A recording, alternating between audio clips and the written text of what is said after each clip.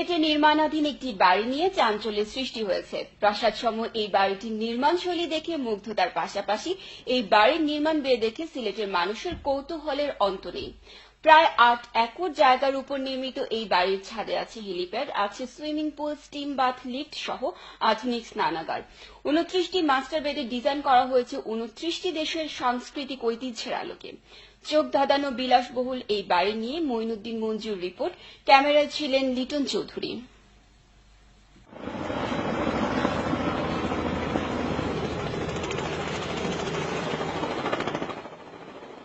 নিজের বাড়ির ছাদে এভাবেই হেলিকপ্টার নিয়ে রাজস্বিক কায়দায় অবতরণ করলেন বরেণ্য শিল্পপতি মোহাম্মদ মাহতাবুর রহমান নাসির।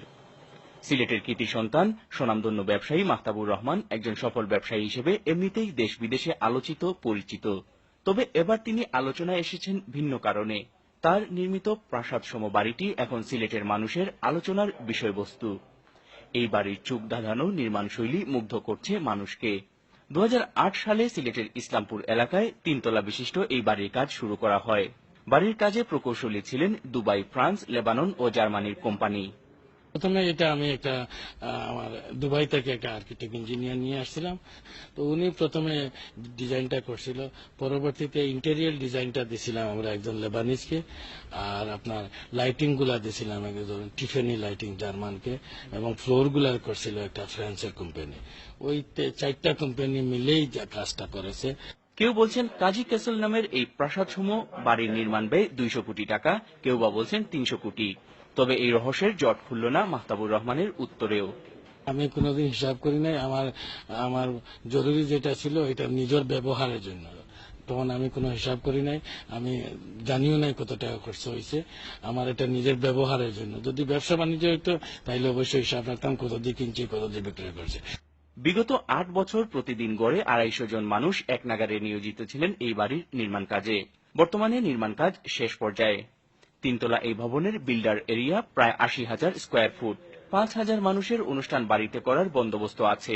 পারিবারিক অনুষ্ঠান আয়োজনের জন্য রয়েছে আলাদা আলাদা কক্ষ। 29টি মাস্টার বেডের ডিজাইন করা হয়েছে 29টি দেশের সাংস্কৃতিক ঐতিহ্যের আলোকে।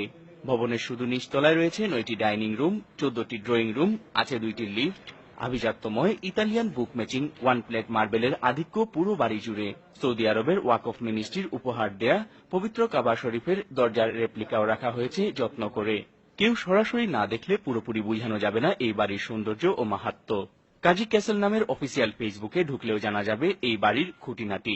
রাত হলেই একের পর এক বাসার কালার পরিবর্তনও চমকে দেয় দর্শনার্থীদের। লুক দেখানো নয়, 51বর্তী পরিবারের সবাইকে এক বাড়িতে নিয়ে আসার উদ্দেশ্যেই এই বাড়ি নির্মাণ করেছেন, জানালেন বাড়ির শৌখিন নির্মাতা। আমি থাকার জন্য করেছি। এটা থাকতে গিয়া যদি রুচির মধ্যে একটু ভালো হয়ে যায় তাইলে আমার করার কিছু নাই।